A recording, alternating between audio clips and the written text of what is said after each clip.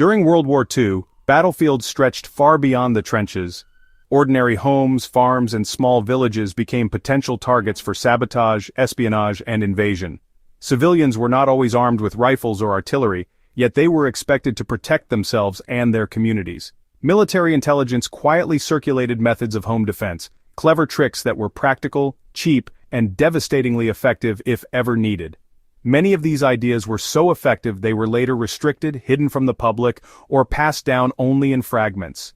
Today, we'll uncover 7 of those forgotten wartime techniques, exploring not only how they worked, but also how survivalists today might adapt their principles. Soldiers knew how to harden entry points with the simplest materials. One of the first lessons in home defense was preventing forced entry. During the war, civilians were instructed to reinforce doors using scrap metal, wooden beams, or even filled sandbags. A plain wooden door, when braced diagonally with a 2x4 wedged into the floor, could withstand kicks or battering far better than it looked. Windows were another weak spot. Soldiers taught families to crisscross wooden slats or wire mesh across glass panes to reduce shattering from blasts or forced entry. The same concept can still be applied in rural homesteads or cabins, using scrap lumber or even pallets to create improvised barricades that look simple but add precious minutes of resistance. Traps and deterrents were designed to delay, not destroy. While lethal booby traps were heavily restricted, soldiers passed on non-lethal deterrents that were surprisingly effective.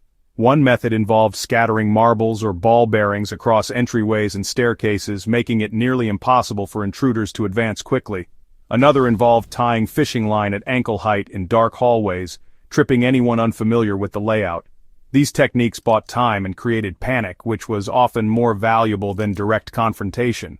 For modern preparedness, similar tricks could mean setting up noisy deterrents such as cans filled with rocks tied to string across a back gate.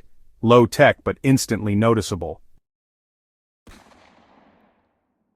Light control was treated as a weapon in itself. Blackouts were not just about hiding from bombers. On the home front, controlling light meant controlling what enemies could see. Civilians were ordered to cover windows with heavy blankets, cardboard, or blackout curtains to ensure no glow escaped at night. But beyond concealment, defenders learned to use light to blind intruders. A lantern placed low to the ground outside a doorway would silhouette anyone approaching, making them visible while the defender remained in darkness. Today, motion-activated solar lights around a property echo this same wartime principle, revealing movement while giving defenders the upper hand. Kitchens were turned into supply depots with hidden reserves. Food security was survival. Families were trained to keep visible pantries stocked with ordinary goods while hiding more essential reserves in cellars, behind false walls, or even buried in sealed tins outside. Soldiers discouraged sharing these hiding spots since looters and enemy forces would often raid homes for supplies. The layered storage system is a timeless tactic. Modern preppers still use decoy pantries with short-term food, while keeping their real stores sealed and hidden. It's not paranoia. It's a practice refined in the crucible of wartime scarcity. Everyday tools doubled as defensive weapons. Civilians did not have access to rifles in every home, so they were instructed on how to adapt ordinary tools for defense. A sharpened spade could be as deadly as a bayonet, while heavy cast-iron pans, broom handles reinforced with nails, or even boiling water from a kettle became improvised weapons. These lessons were not about aggression, but about survival, using whatever was on hand to create a last line of defense. The practicality of this still resonates. A homestead stocked with sturdy tools can serve a dual purpose when conventional defense is unavailable. Communication tricks kept families connected under stress. Isolation was one of the greatest threats during wartime raids. Soldiers taught families to set up simple signaling systems. A chalk mark on a wall, a string tied to a certain post, or a candle placed in a window could silently communicate safety or danger without words. At times, families even used church bells or coded knocks on walls as alarms. For survivalists today, creating prearranged signals with neighbors, such as flashlights in agreed sequences, mirrors these methods, ensuring that even if lines of communication are cut, information can still travel. The mindset of deception was a defense in itself. Perhaps the most overlooked trick was deception. Civilians were told to make their homes look abandoned or less valuable.